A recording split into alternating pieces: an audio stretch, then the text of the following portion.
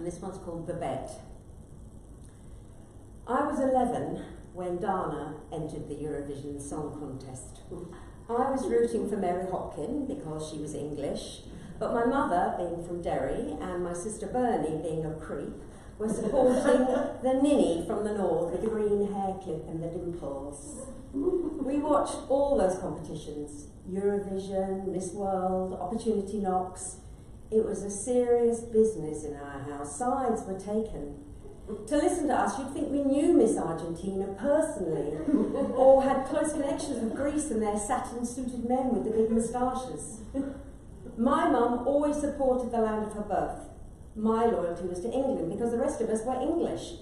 And Bernie usually backed France because Saint Bernadette was French. But if Dana's from Northern Ireland like you, I said to my mum, doesn't that mean she's British? Mum gave me a withering look. My father sat on the fence. He was the Switzerland of our house, but without the cuckoo clocks. I had a lot riding on this particular Eurovision. I'd bet my sister Bernie a month's pocket money that Mary Hopkin would win. It was cash in the bank as far as I was concerned because our entries had great form. We'd had Lulu and Sandy Shaw. After a whole day of considering, Bernie accepted my bet, agreeing to pay me out of her savings account, an account better guarded than a chest of gold doubloons. She never spent anything on herself, preferring to take her pocket money down to the post office every Saturday and pay it in, poring over the columns in her book and scribbling numbers in the back, her pencil knocking against her teeth, her eyes up to the ceiling as she worked out some complicated interest calculation. Bernie was saving for her travels.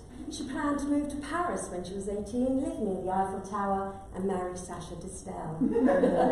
She tried to make me speak with her in French, but I always refused, even though I longed to show off what I knew. When she agreed to the bet, I had a moment of uncertainty. If she was prepared to wager a month's pocket money, and not even on the French entry, could she know something that I didn't? Had she read stuff in the paper about Ireland's chances, or was it simply the idea of taking money off me that motivated her to change her normal pattern? Mad. I'd been a fool to take on Banque de Bernadette. But it was too late now. I'd signed the betting slip. Just to reassure myself, I wrote to my cousin Sean to get his view on it. We'd been writing regularly since the previous summer, when we'd spent the holiday avoiding our families in a seaside town in Donegal. A year older than me, he lived in Derry like all the rest of my mother's family. He had a leather jacket and his own hi-fi, and he knew what was what. Dear Sean, thanks for your last letter. Hope it stopped raining by now, etc., etc. I paused and chewed my pen. I didn't have that much to write, as life consisted of school, hanging out in Woolworths, and trying to find ways to annoy Bernie. So I decided to get straight to it. It's the Eurovision next week, and I think Mary Hopkins is going to win. Bernie's going for Ireland. Has the Irish singer got a chance? I'm getting nervous. I bet Bernie a month's pocket money that the UK is going to get it. What do you think? The rest of the letter was filled with scenes from my uneventful life, my plans for the holidays, and jokes from my joke book. I think Dana's a dope, was his reassuring reply. She's our entry, all the old grannies and the teachers like her, that should tell you everything you need to know. Is she really the best Ireland has to offer? I'm sure Mary will get it. Thank God for that, I thought as I folded up the letter and put it back in the envelope. 4 weeks' money was my entire savings. If Dana did win, I'd be stony broke. I sat eating my tea as the news rumbled on. Belfast was a city of burning cars and graffiti. The British Army stalked the streets, dodging sticks and stones and running in their big boots. I glanced at the screen, not really equating that Northern Ireland with the one of Sean and my aunties and my granddad. Sean and his mates in Derry seemed to roam the place quite freely, picking up bullets and cases and bits of debris, but apart from that, he never mentioned it much in his letters. He promised to send me a rubber bullet next time he wrote. I imagined it to be like small and squidgy as of a Banksy version of the metal ones. They were probably used like pea shooters or tranquilizer darts, making the baddies sort of jump and swear and giving them red welts on their arms and legs. Maybe I'd make a hole in it and hang it around my neck. I waited eagerly for my next letter. When Dana won Eurovision 1970, beating Mary Hopkin into second place, I was outraged. Bernie jumped about the room, shrieking and clapping, and even though I called her une baguette stupide, I didn't dampen her glee. Mum was happy too, a triumphant smile stretching across her face. Bernie spent the rest of the evening with her savings book, and I avoided her, writing instead the words to Mary Hopkin's great entry in turquoise ink to post to Sean, and wondering how I was going to survive for a whole month with not a penny to my name. It was a week after the Dana disaster, and I was doing my homework when the phone rang. I was pleased to answer it, anything to get out of Bernie's way. She was after me for her winnings. Can I speak with your mammy? It's Auntie Mary here. My mum took the phone and shooed me away as she closed the hall door. I groaned. That meant they'd be yakking for an hour, and I wanted to call my friend. But then she reappeared 5 minutes later, white-faced. Dad turned from his paper. You all right, love? Mum was shaking a little. I felt a wave build in my stomach. It's my daddy, he's been hurt. There was a croak in her voice, and I tried not to breathe. My father stood up, the paper slithering to the floor. Something had happened to Grandad. Dad put his arm around my mother, a gesture that was so unfamiliar, it made me feel uneasy. He sat her down, and she slumped on the settee. He was caught between the army and a mob. Jesus Christ, my father breathed.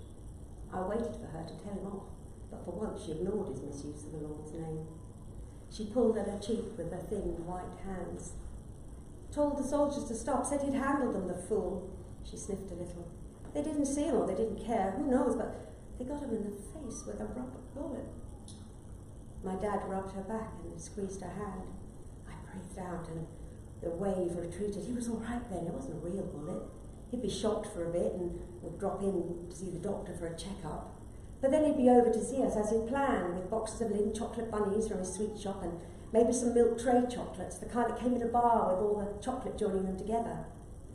I scampered up to my room, hoping that the drama would distract Bernie, but she followed me up and stood at my open door. So that's £2 you still owe me, she said. Honestly, Bernie, I said, how can you talk about money at a time like this? She dropped her head and poked a hole in the woodwork with her finger. But you still owe it to me, she said, and she slipped off her own room. I lay on my bed and thought about Grandad. I'd spoken to him on the phone last Sunday. He'd told me he was coming over for a wee holiday. I thought of him outside his shop, trying to get a good look at the gang so we could have a word with them later. If you own a sweet shop, you know all the youngsters in the neighbourhood, he used to tell me. I imagined the army man rolling his eyes as Grandad called out. I pictured a little stout captain with a twitching moustache and shiny shoes. I could see the dozy private letting the gun off and Grandad slapping a hand to his cheek and darting around to see what yobbo had fired the thing. I smiled a little. Poor Gramps. He'd want to wait a week or two now while the marks went down. But at least that meant I didn't have to give up my room straight away to his aftershave and starched collars and funny man smell. I turned on my side and switched on the radio. It was Dana, so I muttered nerd again and turned it off. The next day, my parcel arrived from Sean. It's from Ireland, the postman said, rattling it. Hope there's not a bomb in it. I stared at him and closed the door without saying thank you.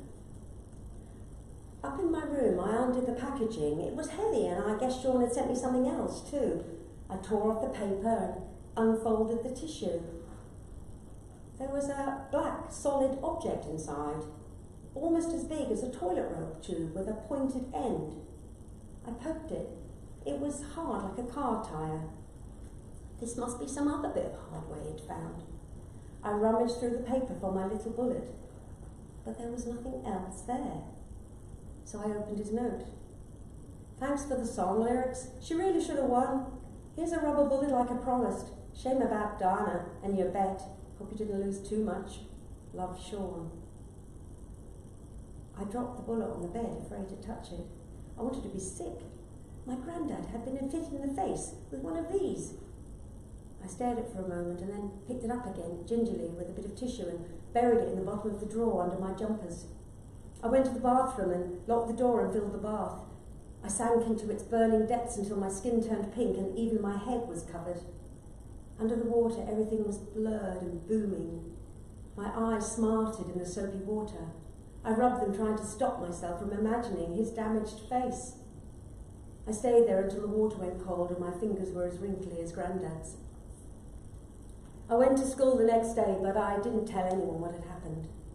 I thought about the bullet in the drawer and wondered what I should do with it. Poor Shaw would be feeling terrible that he'd sent me one. When I got home, it was my father who let me in. I stared at him and he looked away. I hesitated for a moment, afraid to let go of the door jamb. Bernie was already there, sitting on the sofa, still in her blazer.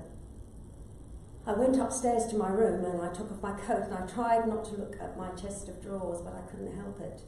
I had the feeling that if I opened it, the thing would burst out, huge and dark like a zeppelin, swallowing up the room and suffocating me. I took £2 out of my money box and hurried downstairs. "Will you sit down, please, Claire?" my dad said in a strangled voice. "I have some very sad news for you." I dropped onto the settee and held Bernie's hand, pressing the money into it at the same time. "It's okay," she whispered, her voice shaking. "You keep it there, you should have won." My eyes welled up and the tears began to roll down my face. I squeezed the dry notes in her damp fingers and she squeezed mine back. "Merci," I said. "Merci beaucoup."